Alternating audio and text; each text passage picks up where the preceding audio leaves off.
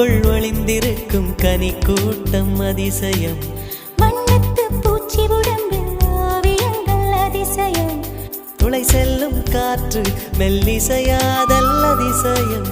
குருநாதன் இல்லாத குயில் பாட்டு அதிசயம். அதிசயமே அசந்து போகும் நீ எந்த அதிசயம்.